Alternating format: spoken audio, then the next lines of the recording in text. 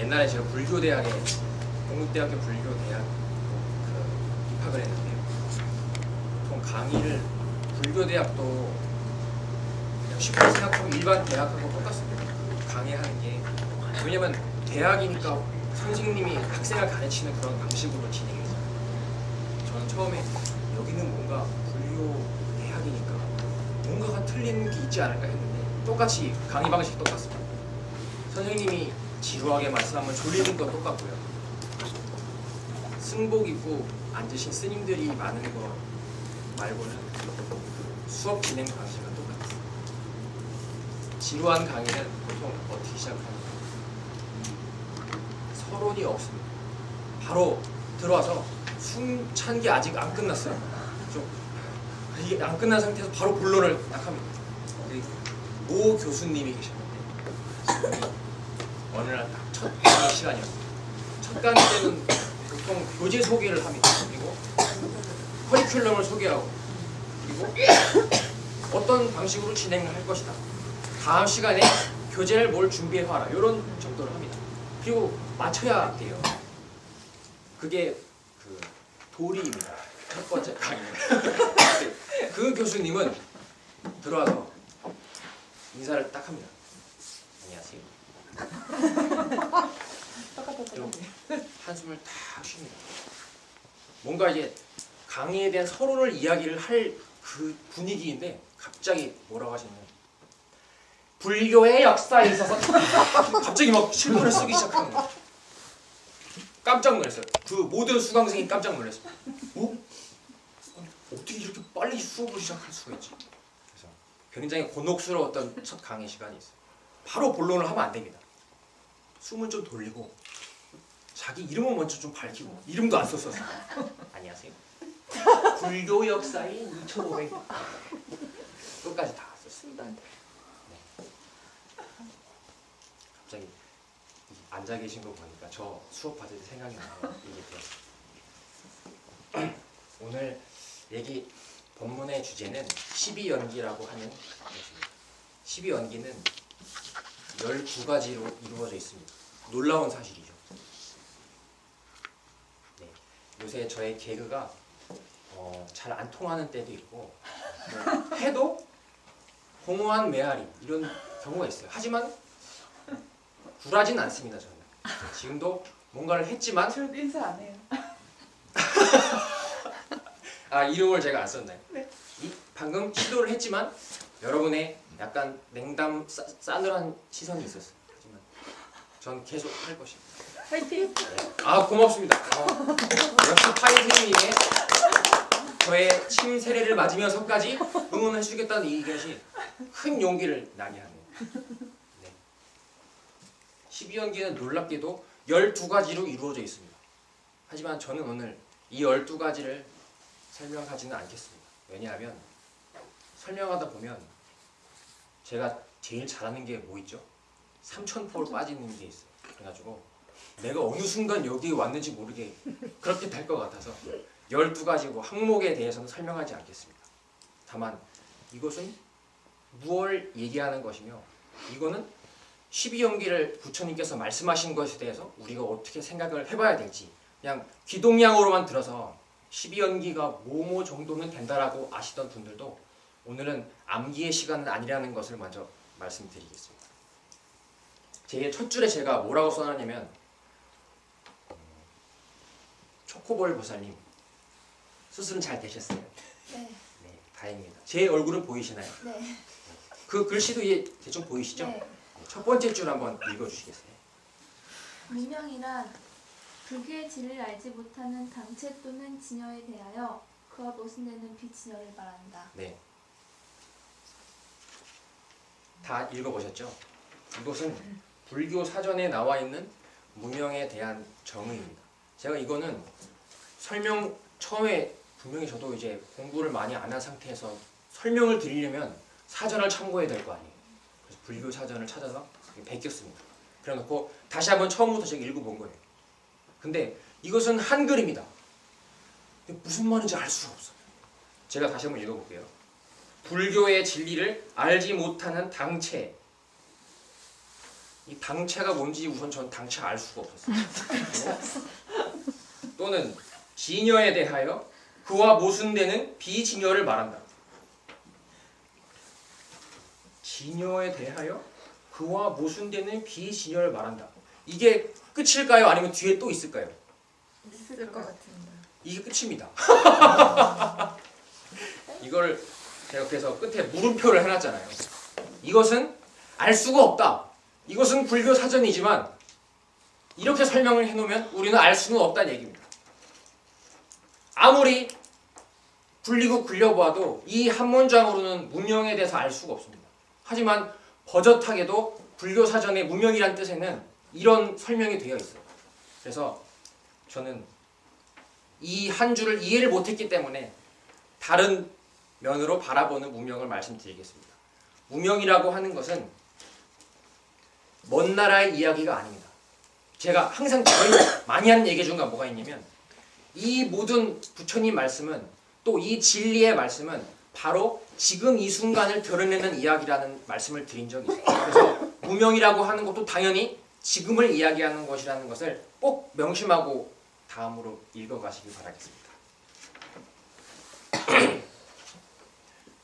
무명은 한문으로 뭐라고 쓰냐면 그 없을 무자에 밝을 명자를 씁니다.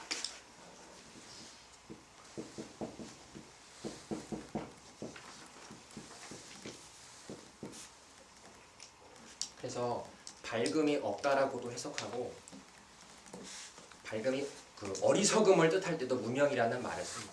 근데 이것을 여기서 나온 것처럼 그 진여에 반대되는 비진여를 말한다 이렇게 해서는 저도 아무리 생각해도 감을 잡을 수가 없는 거예요. 그래서 큰 스님께서 말씀해 주신 무명이라고 하는 것을 설명을 먼저 드리겠습니다. 이것은 우리가 지난 시간에 화연 스님께서 법문을 하셨는데요. 그때 오온에 대한 부분이 있었습니다. 동영상 보신 분이나 법회 들으신 분은 기억이 나실 텐데 오온이라고 하는 것이 혹시 기억나시는 분입니까? 해련보살님 네. 혹시 오온이라고 하는 것이 뭔지 기억이 나시나요? 네.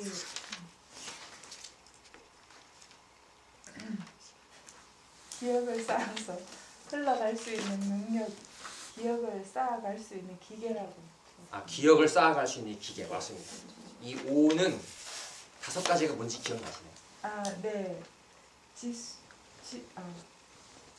다섯 가지 지화, 풍수, 색성, 색수상 인식. 네, 지화, 풍수, 색수상, 생식. 그러면 9개네요. 죄송합니다. 제가 앞에 것까지 들어버렸어요. 괜찮습니다. 이것은 꼭 외우시지는 않아도 좋습니다만은 오는 색수상행식이라고 합니다. 예. 우리 반야심경 색수상행식이 나왔습니다. 처음에 시고 공중무색 무수상행식 할 때 그 5가지가 나왔어요. 이것은 지금 나의 인식을 뜻하는 것입니다. 색수상행식의 색은 그때 화연 스님께서 법문하신 것에서 지수화풍 4대라고도 말씀하셨고 드러나 보이는 대상입니다. 그리고 그 대상을 인지하는 것이 수상행식이라고 4가지의 인식이라는 말씀을 드렸었습니다. 네. 그래서 5호는 색수상행식인데요. 그것을 잊어먹어도 괜찮습니다. 하지만 이 5호는 색수상행식은 무엇을 뜻하는 것인가 하면 18개를 이야기한다고 또 말씀드릴 수가 있습니다. 18개 혹시 뭔지 기억나시는 수성거사님? 예. 18개요? 네, 18개가 혹시 뭔지 기억이 나시나요? 6가지 진과 6가지 금과 맞습니다. 6가지 식입니다. 네, 육진, 육근, 육식을 18개라고 합니다. 벌써 2가지 우리 공부한 게 복습이 됐네요. 5는 5가지라고 했는데 뭐라고 했냐면 색수상행식이라고 했습니다. 앞에 드러나 보이는 것을 받아들이고 생각하고 의지를 낮춰서 기억으로 쌓아가는 것을 여러분의 정신작용이라고 하고 생각이라고 합니다. 그것을 오온이라고 말씀하셨고 18개는 방금 수정거사님께서 말씀하신 것처럼 육진, 육근, 육식을 이야기합니다. 이것은 제가 자주 그림을 그리는 것 중에 뭐가 있었냐면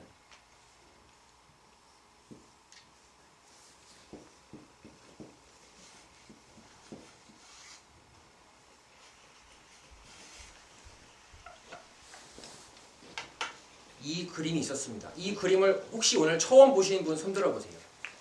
네, 반갑습니다. 술은 잘 되셨죠? 다행입니다.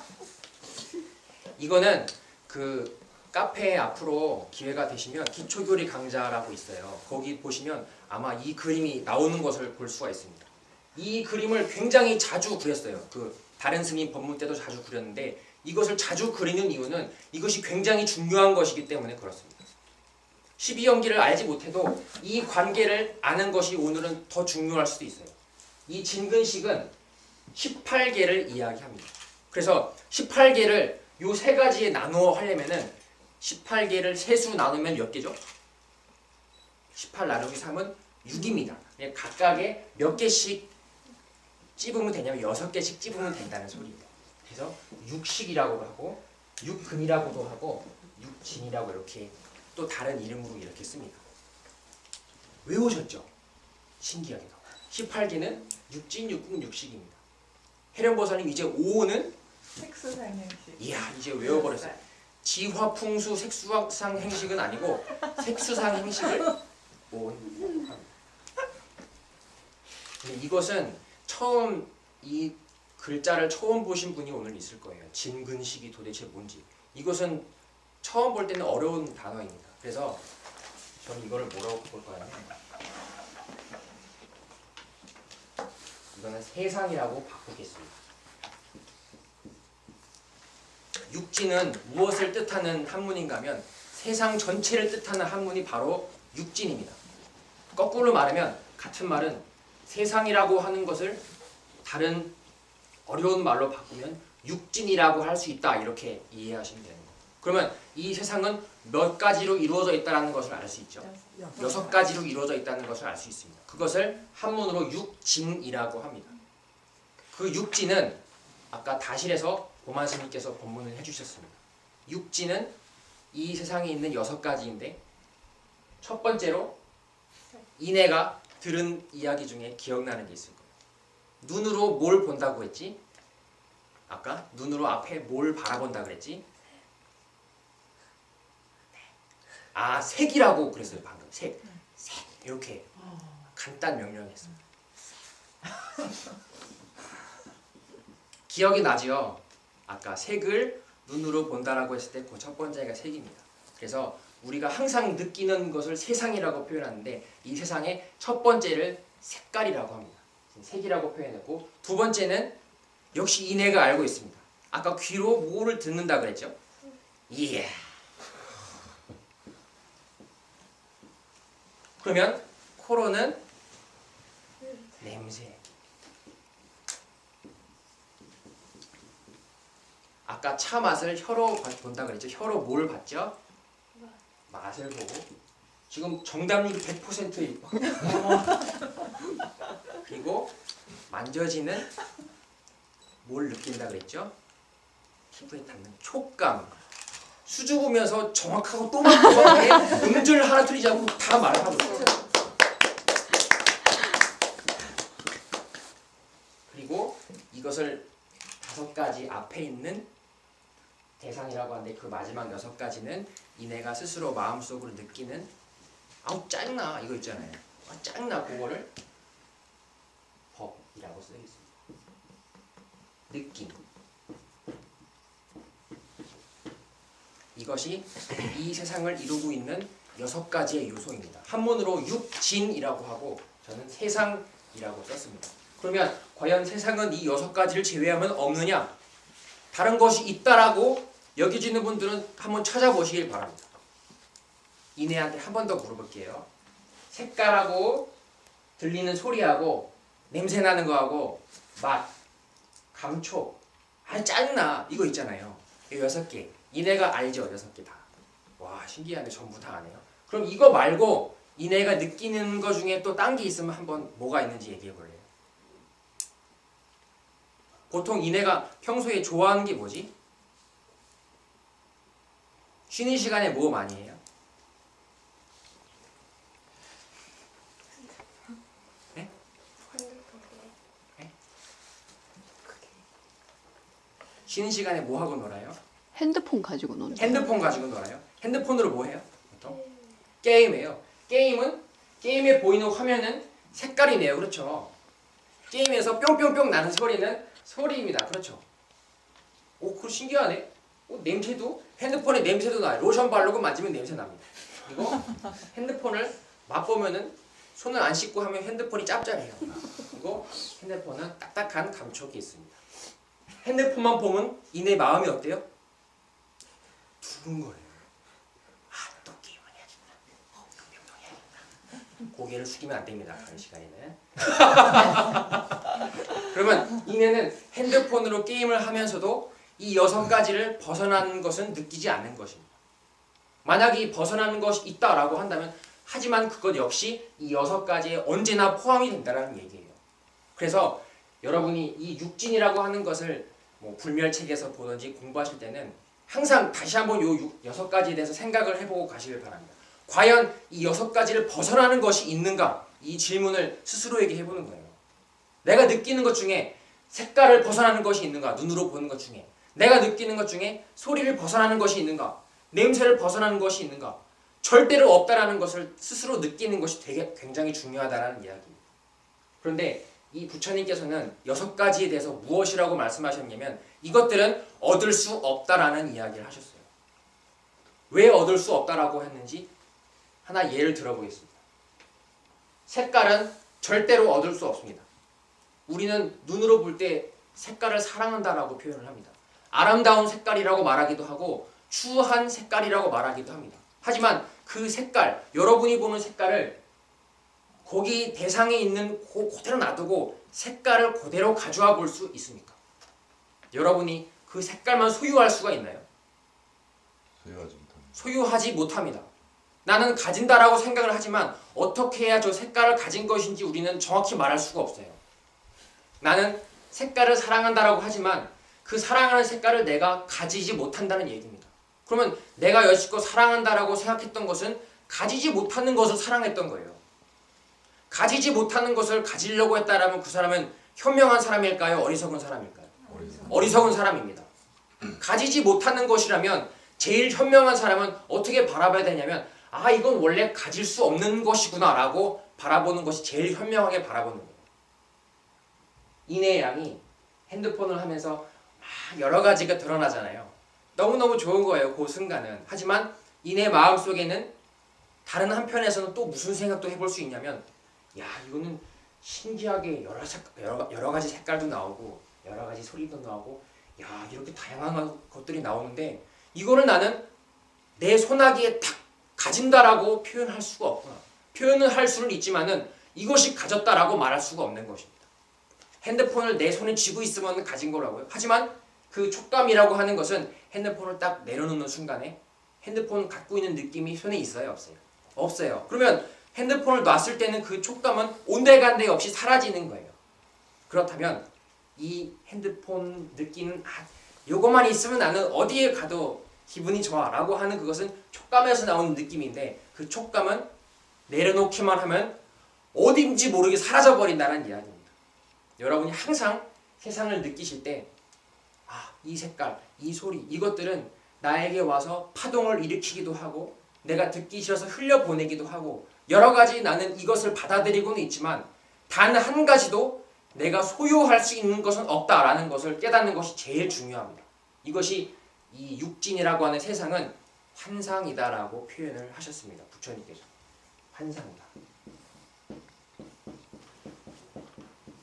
왜 환상이라는 말을 쓰냐면 환상은 마치 사막에 있는 신기루 같은 거예요. 신기루는 멀리서 보면은 분명히 뭔가가 있는 것 같습니다. 하지만 달려가서 보면 어때요? 분명히 있는 듯 했지만 그 자리에는 아무것도 없었던 거예요. 그러면 신기루는 있는 것이냐? 라고 묻는다면 저기 보이니까 있다라고 이야기할 수 있습니다. 하지만 달려가서 보면 신기루라고 하는 것이 정체는 없었다라는 얘기입니다. 그럼 신기루는 있다라고만은 말할 수 없었다를 알 수 있어요. 그럼 없다라고 해야 되느냐? 그럴 수 없습니다. 왜냐하면 신기루가 느껴지니까요. 그거를 뭐라고 하냐면 환상이라고 합니다.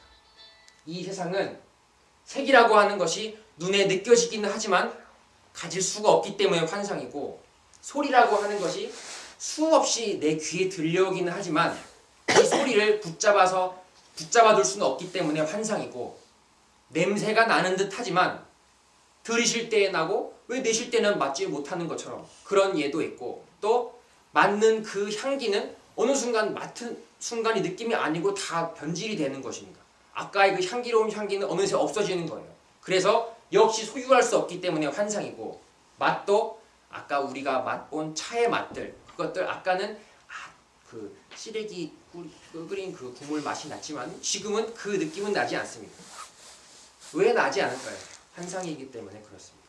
이 촉감은 만질 때에는 이렇게 차갑게 익는 듯이 느껴지지만은, 부드러운 것을 만질 때에는 부드럽게 기분이 좋다 이렇게 따뜻하게 느껴지지만은, 손 떼면 샥 사라지기 때문에 환상입니다. 내 마음속의 느낌들은 느낌을 느끼고 있는 순간에는 굉장히 진실한 거예요. 하지만 잠자고 일어나면 그 일을 다 잊어버렸습니다. 그때에는 이상하다, 아까 내가 그렇게 진지하게 화를 냈었는데 잠자고 나니까 좀 개운해졌네. 아까 그 느낌은 벌써 어딘지 모르게 없어져 버렸습니다. 그것이 실제로 있는 것이라면 아까 화낸 느낌이 자고 일어나도 계속 화를 내고 있어야 되는 거예요. 하지만 세상에 그런 일은 없습니다. 잠자면 되고 차 마시고 나면 맛도 없어지고, 그래서 느낌이라고 하는 것이 이상하게도 계속 변하는 것 같고 계속 없어지는 것 같고 생겨나는 것 같지만은 지금 와서 생각해보면 또 다르게 느껴지는 이유는 환상이기 때문에 그렇습니다. 육지는 세상이라고 하는데 세상은 환상과 같다라고 부처님께서 말씀하셨습니다. 이것이 세상이라고 하는 것의 한 면입니다. 근데 이 세상이라고 하는 것은 항상 짝꿍을 가지고 있습니다. 우리 반에 앉으면 항상 옆에 짝꿍이 있잖아요. 그 짝꿍이 너무 좋아졌습니다. 그러면 걔가 없으면은 이상하게 어딜 가도 허전한 거예요. 짝꿍이 반드시 필요합니다. 이 세상이라고 하는 것은 반드시 세상을 느끼는 존재가 필요합니다. 만약에 이 느끼는 존재를 제외해놓고 생각을 해본다면 세상이라고 하는 것을 느낄 주체가 없다라는 말하고 똑같아요. 그렇기 때문에 색깔이다, 소리다 이런 이야기를 할 놈이 있는 거예요, 없는 거예요? 이걸 제외시킨다면 없는 것입니다. 그럴 때에는 이 세상이라고 하는 것도, 세상이 환상이다라는 말도 할 수가 없게 된다는 얘기예요. 그러면 이 세상은 환상이구나, 이것은 반드시 이것을 느끼는, 환상이다라고 느끼는 주체가 함께 짝꿍으로 붙어있다는 얘기입니다. 그거를 어려운 말로 육근이라고 합니다. 6가지 근이라고 하는데요. 그 첫 번째는 역시 이내가 답을 알고 있습니다. 이내, 아까 우리가 휴대폰의 색깔을 볼 때 색깔은 뭘로 본다 그랬지? 이해. 오답률 0%. 저는 이 밑으로 끝날 때까지 이내가 틀리지 않을 거라는 자신이 있습니다. 소리는 아까 뭘로 듣는다 그랬지? 오. 아까 향은 뭘로 맡았지요? 오. 약간 머뭇거렸지만 맞은 걸로 하겠습니다. 맛은 아까 우리가 뭘로 봤지? 입이, 혀가 입에 있는 거예요. 맞는 겁니다. 촉감은 이내가 여기 뭐 있어? 촉감을 뭘로 느끼지? 손이 손은 몸에 있는 거예요. 몸. 그리고 짜증나, 이 생각은 이내에 뭐가 하지요? 네, 마음을 쓰겠습니다. 모두 박수 한번 주시죠. 18개의 신동이 탄생을 했습니다. 오답률 0%를 자랑하는 우리 서씨 가문의 서인혜양을 소개합니다. 고맙습니다. 대답해 주셔서. 벌써 묻고 대답하다 보니까 6가지가 다 나와버렸어요. 육근은 저 6가지 해상을 느끼는 주체를 뜻합니다. 이것은 눈이고 귀고 코고 혀이고 몸이고 마음이라고 이야기를 합니다. 그래서 세상에 있는 것이 6가지라면 그것을 느끼는 주체도 6가지라고 표현을 하기 때문에 육근이라고 표현을 하는 거예요. 그러면 이제 육진, 육근 누가 물어보면 여러분 대답할 수 있습니다. 육진은 뭐라고 그랬죠? 이거를 한문으로 관야심경에는 색성향미촉법이라고 합니다. 아마 한번 아까 들으신 기억이 날 거예요. 색성향미촉법을 육진이라고 하고, 여기는 안이비설신의라고 합니다. 오늘은 한글로 썼으니까 저 육진이 뭔가요? 물어보면 육진은 색, 소리, 냄새, 맛, 촉감, 법, 느낌을 이야기합니다. 또 육근은 뭐를 이야기하나요? 육근은 눈, 귀, 코, 혀, 몸, 마음이라고 이내가 가르쳐줬어요. 이렇게 말씀을 하시면 됩니다. 벌써 12가지를 배웠네요. 그렇죠? 예. 이 법칙을 무슨 법칙이라고 하냐면 제가 아까 항상 얘는 혼자 존재할 수가 없고 짝꿍을 이룬다라고 했습니다. 이거를 상즉의 법칙이라고 합니다. 지지난번 법회 때 한번 상즉에 대해서 간단히 말씀드렸는데요. 상즉은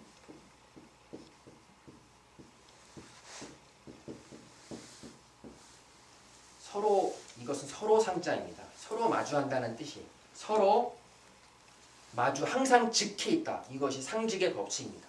이것은 어려운 이야기 아니고 오늘 우리가 공부한 육진 그리고 육근이 항상 마주하고 있다. 이것이 상즉의 법칙입니다. 육진은 저 세상이라고 하는 것은 그것을 느끼는 감각이 없이는 존재할 수가 없기 때문에 육근하고 항상 붙어 있다는 뜻이고 또 육근은 저 세상을 느끼는 주체인데 이 주체 없이는 세상을 말할 수가 없습니다. 여러분이 눈이 아예 처음부터 보이지가 않는다면 태어날 때 장님으로 나왔어요.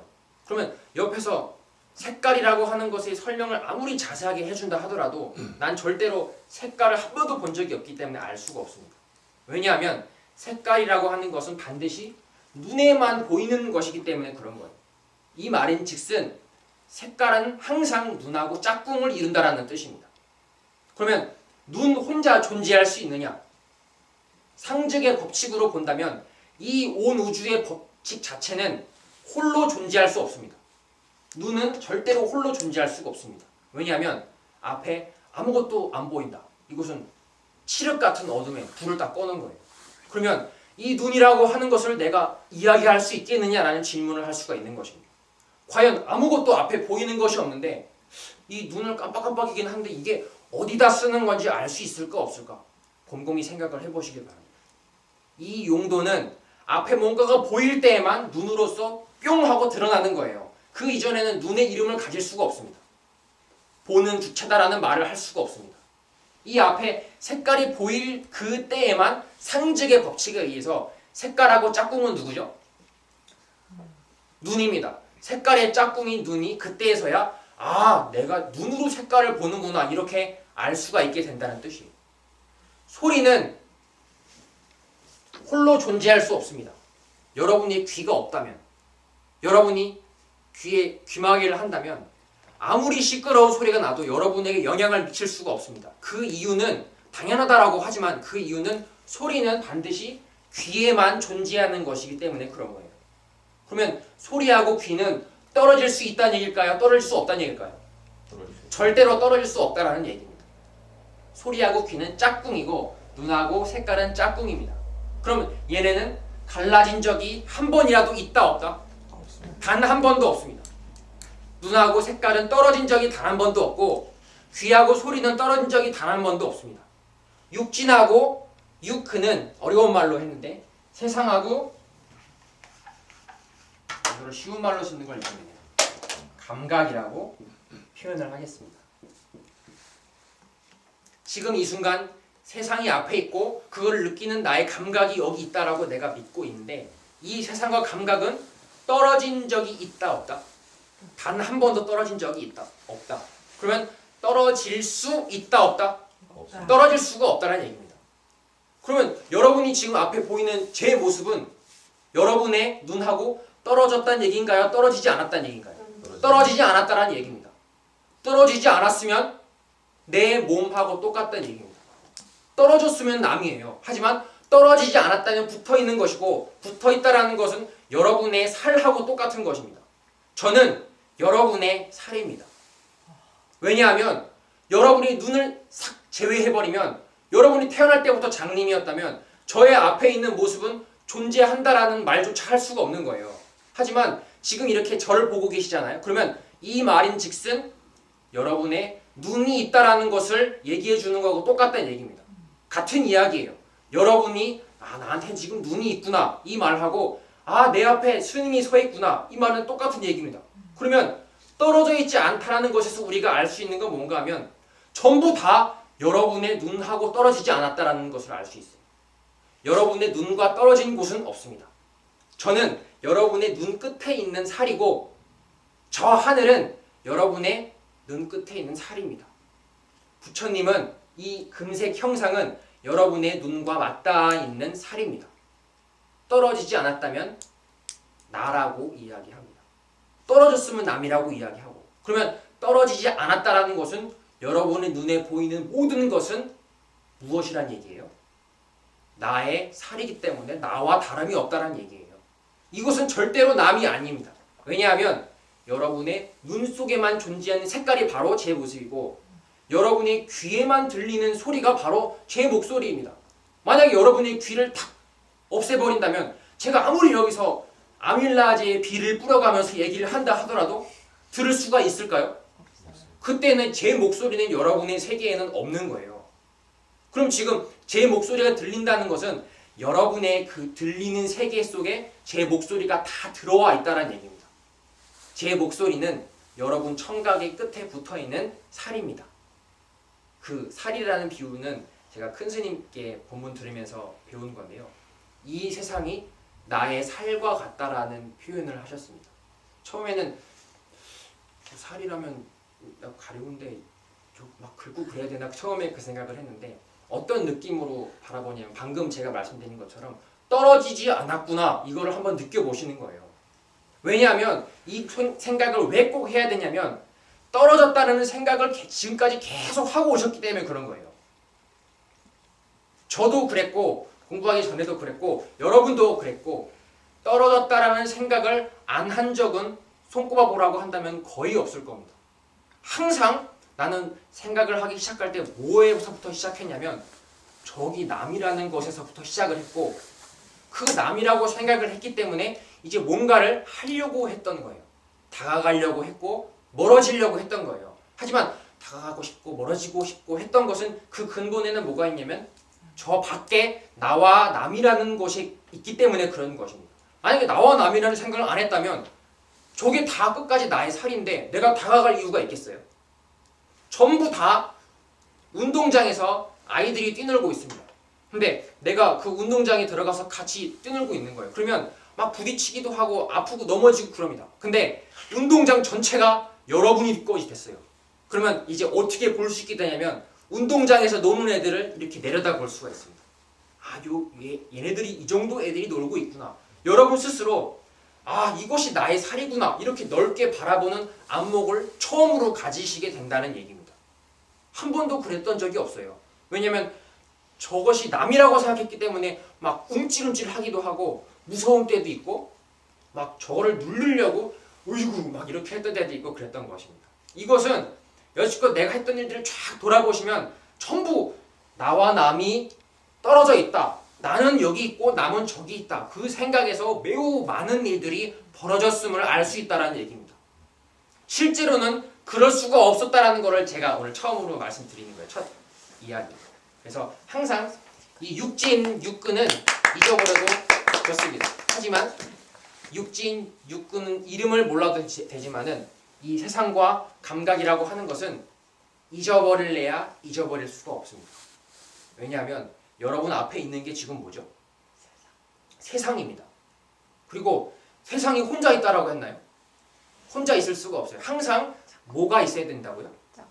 짝꿍. 세상은 누가 느끼죠? 감각. 내가 느낍니다. 나의 감각이 느낍니다. 그러면 지금 여러분의 앞에 있는 게 세상이고 그 세상을 느끼는 여러분이 감각입니다. 이따 버스를 타고 차를 타고 가실 때 앞에를 한번 탁 바라보시기 바랍니다. 그럼 여러분 앞에 있는 건 세상이고 여러분은 감각입니다. 집에 돌아가서 문을 딱 열고 방을 탁 보시길 바랍니다. 여러분 앞에 드러난 것은 세상이고 느끼는 놈은 감각입니다. 밤에 누워서 불 끄기 전에 천장을 보고 딱 그 생각을 또 한 번 하는 거예요. 아, 역시 여전히 나의 앞에 있는 세상이 있고 그거를 느끼는 나의 감각이 있구나. 해외여행을 갔습니다. 앞에는 뭐가 있다고요? 여전히 변치 않는 세상이 있고 6가지로 편치 않는 6가지로 된 세상이 있고 역시 감각은 여기까지 따라왔구나. 감각이 뭐 비행기표를 같이 돈 내고 사서 온 거예요? 여러분이 감각 보고 따라오라고 시켰어요? 여러분이 비행기 타면서 야 세상아 나 저 괌 가니까 고가 시간 맞춰서 와 있어 얘기했어요? 단 한 번도 그러지 않았습니다. 하지만 언제든지 여러분이 있는 곳이라면 앞에는 세상이 드러나게 되어 있습니다. 그럼 세상이 드러났다면 여러분의 감각도 드러나게 되어 있습니다. 얘네는 장소를 가린다 가리지 않는다? 가리지 않는다. 누가 있는 곳이라면? 내가 있는 곳이라면 장소를 가리지 않는다. 내가 있는 곳이라면 언제든지 세상은 드러나게 되어 있고 내가 있는 곳이라면 어디든지 감각은 드러나게 되어 있습니다. 이거는 끝나지 않습니다. 왜냐하면 여러분이 나라고 얘기하는 그것은 보이지 않는 정신을 이야기하기 때문에 정신은 아까 보만 스님이 다실에서 말씀하신 불생불멸이라고 표현을 합니다. 생긴 적이 없어서 죽을 수가 없다 이렇게 한문으로 쓰는데요. 죽을 수 없는 놈이기 때문에 끝날 날을 기약할 수가 없어요. 그래서 얘는 시작된 적이 있을 수가 없다라고 이야기를 하는 것입니다. 그러면 이 마주하는 법칙 자체가 끝날 수가 없다면 여러분 앞에 세상이 이렇게 드러나 보이는 것이 끝나겠어요? 안 끝나겠어요? 끝날 수 없습니다. 그러면 앞에 세상이 환상으로 계속 드러난다면 그 환상을 느끼는 여러분이라고 하는 것이 끊임없이 드러나겠어요? 안 드러나겠어요? 끊임없이 드러날 수밖에 없습니다. 프린트의 마지막 줄에 단멸사상이라고 있습니다. 이번 생이 끝이라고 이야기한다면 두려움이 생기는 거예요. 왜냐하면 뭔가 끝이 날 것 같고 끝나면 뭔가 없을 것 같다는 느낌이 드는 것입니다. 말이 되지 않는 법칙이라는 것을 이 법칙으로서 알 수 있습니다. 상직의 법칙으로서. 어떻게 세상이 드러나는 것이 끝나겠어요? 그 세상을 느끼는 나의 정신은 살고 죽는 것이 아닌데 살고 죽는 것이 아닌 정신에 뭔가가 이게 끝날 것 같다라는 느낌이 들 뿐입니다. 실제로는 끝날 수가 없는 것이 바로 세상의 정체고 끝날 수가 없는 것이 바로 감각의 정체입니다. 단멸사상. 이번이 끝일 거야. 좀 잘 해놓을 걸. 되돌아갈 수도 없는데 어떡하지? 그 생각은 전부 이번 생이 끝이라는 생각에서 나오는 것입니다. 하지만 그런 걱정은 할 필요가 없어요. 단멸은 단멸이다라고 생각하는 정신 속에만 단멸이지 그 생각하는 정신 자체는 끝날 수가 없습니다. 그래서 불멸이에요. 우리의 친구 불멸. 불멸이라는 책 이름이 바로 끝날 수 없는 여러분의 정신입니다. 그럼 불멸책이 우리에게 시사하는 바는 뭐겠어요? 이 세상과 감각이 영원하니까 이번 생이 끝일까봐 막 조마조마할 필요가 있다 없다? 없다. 절대로 없다는 얘기예요. 이번이 끝이 아니라는 얘기입니다. 장난으로 할 수 있는 이유가 이번이 끝이 아니기 때문에 그렇습니다. 심각하지 않고 웃어 넘길 수 있는 이유는 이번이 끝이 아니기 때문에 그렇습니다. 잘못돼도 괜찮고 잘 돼도 괜찮고 어떻게 돼도 괜찮은 이유는 이번이 끝이 아니기 때문에 그렇습니다. 여러분이 그거를 만약 믿는다면 여러분은 부처님의 자식이라고 자신 있게 이야기할 수 있습니다. 물자라고 얘기할 수 있습니다. 만약 여러분이 이번이 끝이라고 이번 생이 끝이라고 믿는다면 여러분에게는 수많은 고난과 역경이 닥쳐올 거예요. 왜냐하면 끝이 나기 전에 해야 할 일들이 너무너무 많아지기 때문에 그렇습니다.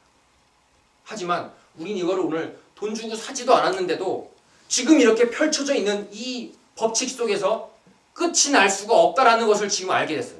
상직의 법칙은 정신의 법칙은 끝날 수가 없다. 정신 앞에는 항상 세상이 드러나고 그 세상을 느끼는 감각이 드러나게 되어 있는데 이것들은 전부 정신으로 만들어진 것입니다. 그래서 끝날 수가 없습니다. 이번 세상이 끝일까봐 조마조마하는 걱정은 말도 안 된다는 얘기입니다. 그래서 편안하게 가도 됩니다. 무슨 말인지 아셨죠? 네. 죽을까봐 걱정하는 것도 이번 생이 끝일까봐 하는 그 혹시 모르는 걱정에서 나오는 것인데 그 걱정은 제가 우선은 날려드렸습니다. 그리고 이 상적이라는 법칙 지난번에 3회 법회 때 아마 공부했을 거예요. 이 상적 법칙이 바로 세상이 드러나고 세상이 드러나면 감각이 드러나는 법칙입니다. 여러분이 어디를 가든지 여러분의 앞에는 뭔가가 느껴지고 그걸 느끼는 내가 있고 다시 쪼르렁 해서 돌아와도 집에는 역시 뭔가가 앞에 있고 그걸 느끼는 내가 있고 근데 그 재질이 제가 아까 이 세상은 환상이라고 말씀드렸습니다. 왜냐하면 단 한 가지도 가질 수가 없기 때문에. 근데 이 환상을 느끼는 감각은 아까 고만 스님께서 다실에서 법문을 해주셨는데 이 색깔을 보는 눈에는 다시 우리의 인해양이 등장을 하게 됩니다. 색깔을 우리가 본다라고 했죠. 근데 색깔을 눈으로 보는데 눈에 막 색깔이 칠해져 있으면 잘 못 본다고 그랬죠. 기억이 나죠. 그러면 이 여러 가지 색깔을 다 볼 수 있다는 것은 이 눈에는 무슨 색깔이 칠해져 있다고요? 색깔이 없다라고 대답했습니다. 오답률 몇 퍼센트? 0%. 귀에는 시끄러운 소리를 들을 수가 있다면, 조용한 소리도 들을 수 있다면 귀에는 무슨 소리가 난다고요? 아무 소리가 없다. 그 뒤에는 이내가 다 대답한 걸로 하겠습니다. 이 감각은 저 바깥에 있다라고 느껴지는 6가지가 없어야지만 이 6가지를 느낄 수가 있다. 그래서 감각은 텅 비었다라고 표현을 합니다. 텅 빈 것이 감각의 정체이고 가질 수 없는 환상과 같은 것이 세상의 정체입니다. 신기하네. 지금 내가 앉아있는 이곳의 정체가 텅 빈 놈하고 앞에 있는 듯이 느껴지는데 가질 수가 없는 환상하고 마주하고 있는 것이 내가 앉아있는 곳의 정체입니다. 여러분이 지금 앉아있는 여기만 그런 게 아니에요. 여러분 이따 걸어 나가면은 보이는 족족 모든 곳이 다 그렇습니다. 그래서 이 견해를 바꾸게 되면 불교 공부 열심히 하시고 또 스님들 말씀 열심히 들으시고 해서 견해가 어느 순간 나도 모르는 사이에 바뀌어지게 됩니다. 나는 알지 못하지만 다른 사람이 볼 때는 이 사람 생각하는 게 많이 바뀌었네 이런 말씀을 많이 들으실 때가 올 거예요. 근데 그때 되면 여러분의 견해가 어떻게 바뀌냐면 어디든지 다 환상과 같은 색깔로 바라볼 수 있게 되고 환상과 같은 소리로 바라볼 수 있게 됩니다. 어디를 가든지 내 감각은 텅 비었구나. 난 아무리 욕을 먹어도 화날 일이 없어. 왜냐하면 내 귀는 원래 조용한 게 내 귀니까. 니네가 아무리 시끄럽게 나한테 뭐라고 해도 난 원래 조용한 놈이니까 너네하고는 상관이 없다. 마음속으로 이렇게 거짓말하는 느낌으로 가지고 있는 거예요. 화날 일이 없습니다. 화는 낼 수가 있어요. 하지만 마음속에는 무슨 생각을 하는 거예요? 내가 지금 이렇게 얼굴을 찌푸리고 화를 내지만 내가 마음속에는 무슨 생각을 하는지 알아도 내 귀는 조용해서 화나는데 내가 화내주는 거야. 이렇게 여러분이 담담하게 엄청나게 커다래지는 거예요. 포부가 커지는 거고 장부처럼 사나이답게 되는 것입니다. 그것이 바로 여러분이 계속 이 세상과 나와의 관계를 생각하시다 보면 찾아오게 되는 기쁨 중에 그 기쁨이 있습니다. 그래서 막 옆에 해외여행 가고 그러는 사람을 부러워할 필요가 있다 없다? 없습니다. 없다. 왜냐하면 해외여행을 가도 뭐밖에 없기 때문에 환상뿐이 없기 때문에. 거기는 환상이고 여기는 진짜인가요? 여기도 색깔은 가질 수가 없고 여기도 소리는 가질 수가 없습니다. 그러면 걔가 해외여행 가서 전화가 온 거예요. 야 너무 좋아 여기. 그렇지 오지 그랬어. 뭐가 좋아. 여기도 환상이야. 여기도 색깔이 있고 뭐 가리고 해. 여기도 뭐 보여. 근데 다 가질 수가 없어. 네 비행기값만 날렸지 난 돈 굳었지롱. 이렇게 말을 했습니다. 공통된 법칙을 깨닫는 것은 여러분에게 커다란 이익을 가져다 줍니다. 여러분이 공통된 법칙을 오늘 육진과 육근이라고 깨달았습니다. 그래서 제가 2가지를 방금 말씀드렸는데요. 아까 제가 처음에 몇 개를 썼죠? 글자를? 3글자를 썼었어요. 진근식이라는 글자를 썼었는데 마지막에 드리는 내용이 3번째입니다. 왜냐하면 이거 하나를 더 써야 되냐면 얘네들은 순식간에 또 아무런 소용이 없어지게 되는 순간이 옵니다. 다시 말해서 눈을 뜨고 있는데 또 앞에 이렇게 색깔이 있는데도 보인다라는 말을 할 수가 없게 되는 때가 와요. 하루 중에 언제죠? 잘 때. 잘 때에는 이상하네. 눈 뜨고 자는 사람도 있어요. 근데 눈 뜨고 자는 사람도 앞에 이렇게 천장이 있어도 왜 뭐 천장이 있네 이런 말을 못합니다. 잘 때는. 왜 그렇죠? 샷다를 내렸기 때문에. 샷다를 눈 뜬 사람을 예로 들었을 때 눈 뜨고 자는 사람이 앞에 뭐가 있어도 뭐 보이네 이 말을 못할 때는 지금하고 뭐가 틀린 거예요. 잘 때는 정신이 잠들어 버렸어요. 그럼 정신이 잠들면 눈이 있어도 앞에 뭐가 색깔이 있어도 뭐가 보인다라는 얘기를 할 수가 있다 없다? 할 수 없다라는 얘기입니다. 그러면 잠들었을 때는 눈하고 색은 존재한다 아니면 사라진다. 사라진다. 잠이 들었을 때는 세상도 없고 감각도 없습니다. 그럼 세상과 감각은 언제만 있는 것 같이 느껴지는 거예요? 정신이 있을 때만 느껴지는 거예요. 정신이 있을 때. 외우는 게 아니죠. 그렇죠? 네. 그래서 세상 모르고 잔다 하잖아요. 세상 모르고 산다. 아니 모르고 아, 세상 모르고 잔다. 잔다. 네. 오, 그러네요. 이야. 당연히 세상을 모르죠. 왜냐하면 정신이 깨닫는 작용이 없을 때에는 세상을 인식한다는 말도 못합니다. 세상이 없다라는 말도 못합니다. 그럼 당연히 세상을 모를 수밖에 없네요. 오, 새로운 발견을 하셨습니다. 자유롭게 말하기에 써주세요. 예. 네. 이 정신을 아까 제가 한 글자로 뭐라고 썼었냐면 식이라고 썼었습니다. 식도 역시 6가지로 되어 있습니다. 왜냐하면 세상이 6가지로 되어 있고 그 짝꿍인 감각도 6가지로 되어 있습니다. 그러면 얘네들이 만나서 빚어내는 것이 있어요. 눈하고 색깔하고 만나면 뭘 빚어내냐면 큰 스님께서 뭐라고 표현하셨냐면 보인다라고 표현하셨습니다. 귀하고 소리하고 만나면 뭐라고 표현하셨냐면 들린다라고 표현하셨습니다. 이것을 인식, 여러분의 인식이라고 합니다. 아름다운 것을 보면 아, 갖고 싶다 이 생각이 드는데 갖고 싶다라는 생각 들기 이전에 제일 먼저 드는 생각이 뭐냐면 아, 색깔이구나, 뭔가가 보인다 이 생각을 한 다음에 가지고 싶다라는 생각을 하는 거예요. 그 순서는 그렇습니다. 뭔가가 들린다. 그 다음에 이것이 나를 향한 소리인지, 나를 향한 소리라면 나를 이롭게 하는 소리인지 해롭게 하는 소리인지 그때 나중에 구별을 하기 시작하는 것이고, 맨 처음은 들린다 이것입니다. 이거를 뭐라고 어렵게 표현을 하냐면 식이라고 표현을 합니다. 여러분은 지금 쉴 새 없이 수많은 식을 빚어내고 있습니다. 눈으로는 뭔가가 보인다라는 식을 빚어내고 있고, 귀로는 끊임없이 계속 소리가 들리는구나, 들린다라는 인식을 빚어내고 있고, 6가지 인식을 빚어내고 있습니다. 이것을 육식이라고 합니다.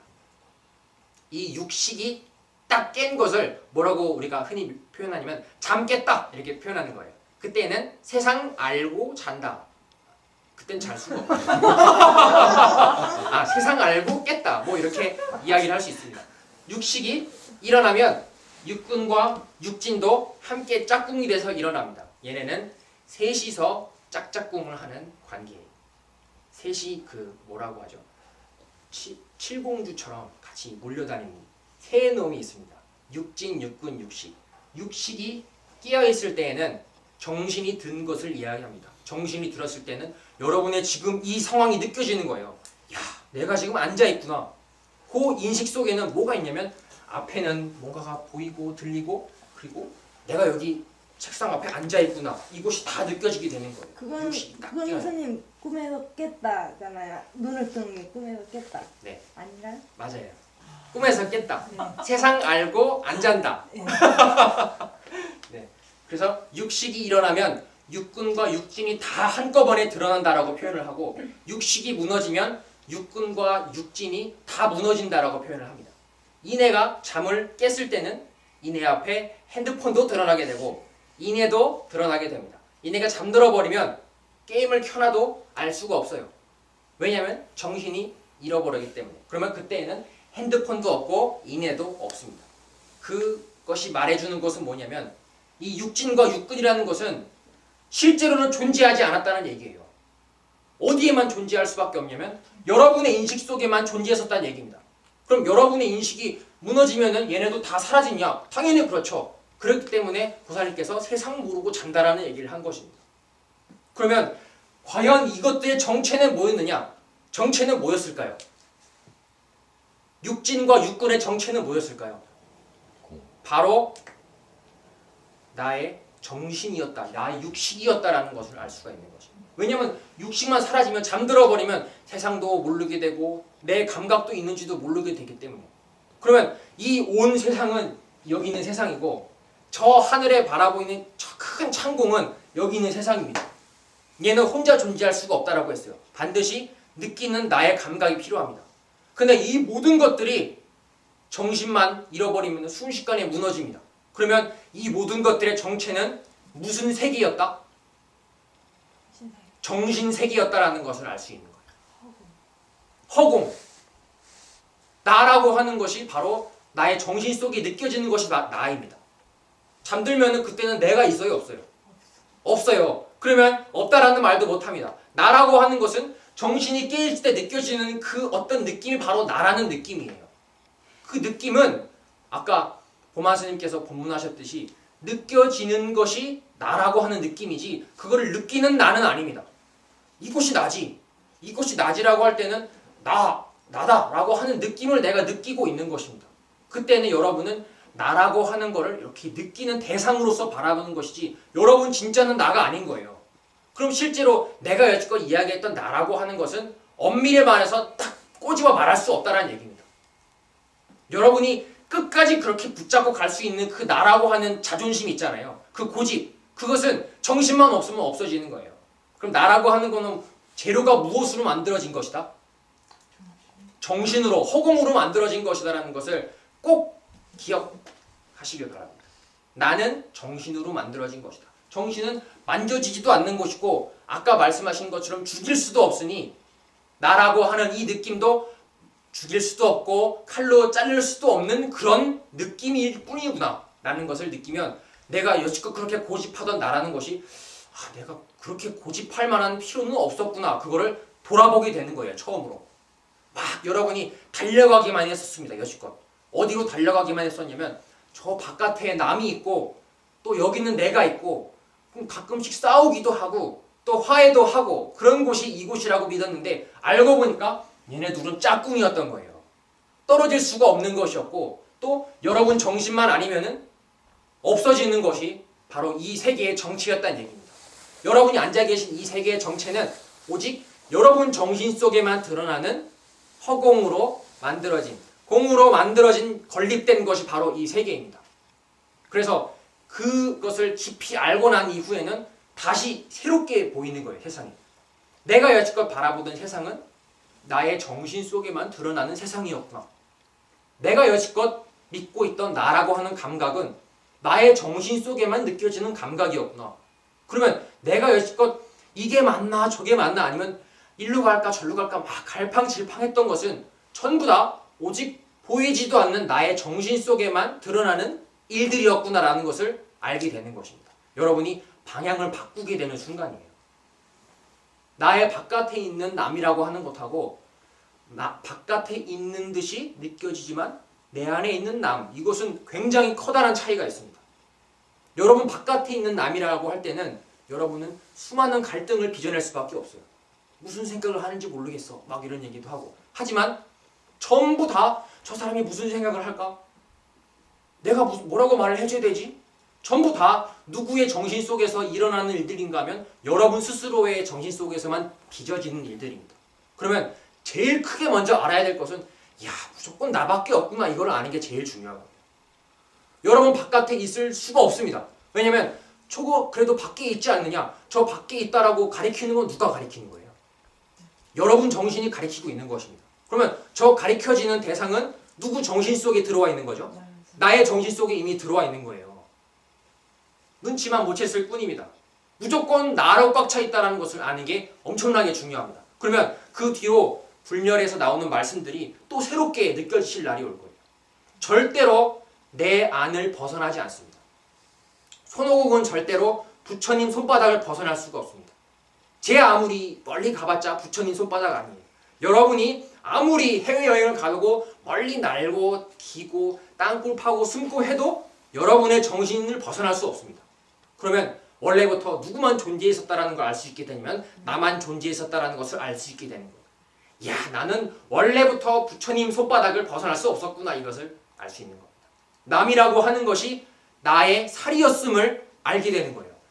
남이라고 하는 게 따로 있지 않고 내가 볼 때는 남이 있고 나 잠들고 세상 모르고 잘 때는 남도 없구나 하는 것을 돌이켜본다면 남이라고 하는 것은 나의 정신으로 만들어졌구나.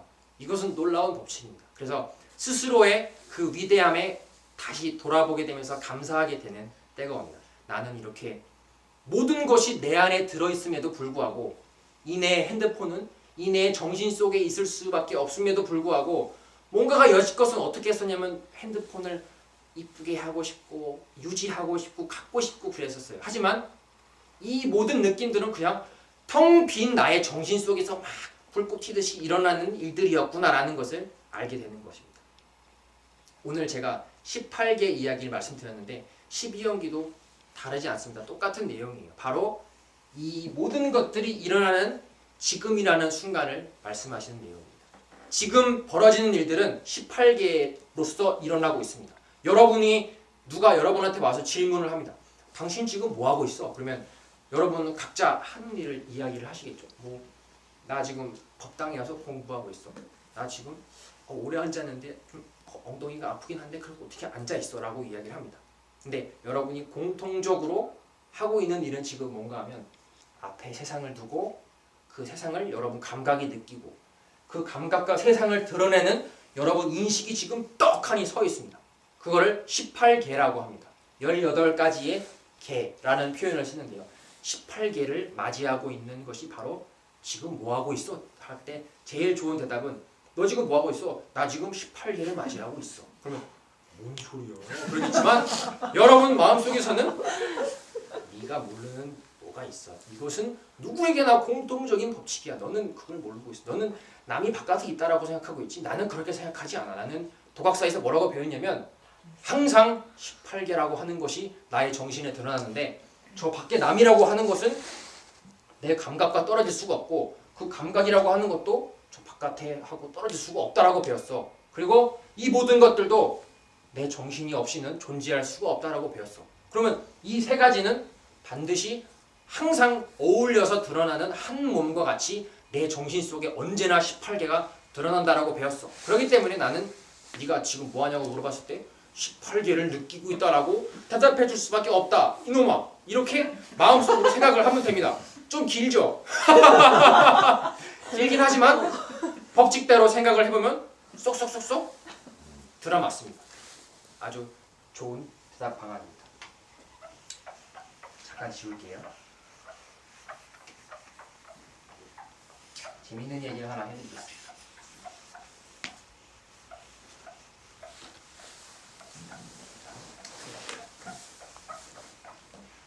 옛날에 저희가 군에 가기 전에 그 훈련을 받았는데요.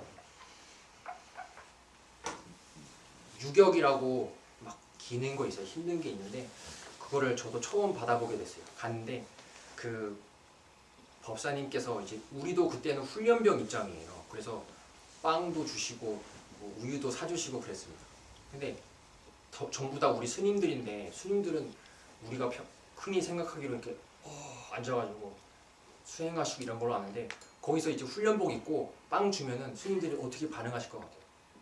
빵 주면 고맙습니다. 그리고 맛있게 먹습니다. 너무너무 배고파요.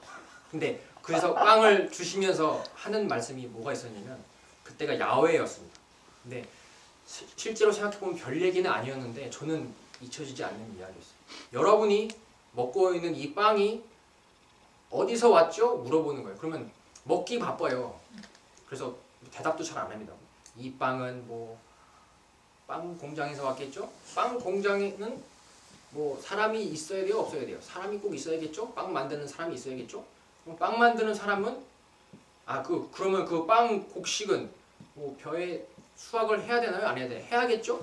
그럼 수확을 하려면 뭐 씨를 심어야겠죠? 그 법사님 그 스타일이 뭐였냐면 여러분 그 뭐 빵 그 어디서 왔는지 알아?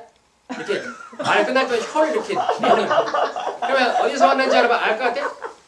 또 빵이 뭐 공장에서 왔으면 공장에 일하는 사람 이렇게 또 그러면 빵 공무를 하려면 심어야겠어 안 심어야겠어? 심어야겠죠?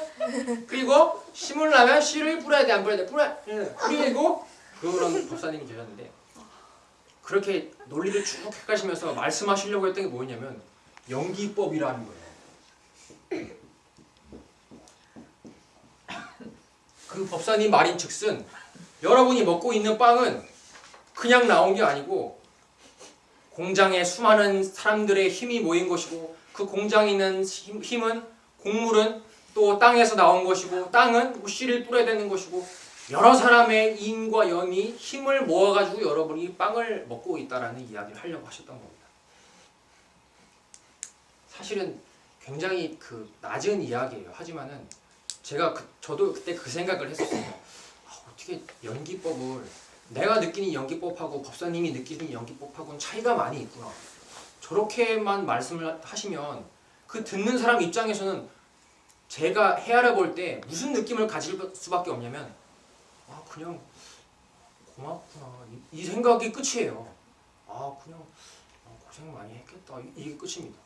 부처님 말씀을 전해주긴 하셨지만은 그 받아들이는 사람이 받아들일 때 그 심정은 그 부처님이 말씀하신 깊이만큼 깊게 느낄 수는 없었다는 얘기예요. 굉장히 안타까웠던 기억이기 때문에 제 기억에 많이 남아있는 것 같아요. 그 이야기가 끝이었습니다. 여러분이 먹고 있는 빵은 연기에서 온 것이다. 그냥 빵이 혼자 뿅 온 게 아니고 여러 사람의 힘을 거쳐서 온 것이기 때문에 고맙게 먹어라 이 뜻이었습니다. 이 이야기가 세상에서 말하는 그냥 도움 주고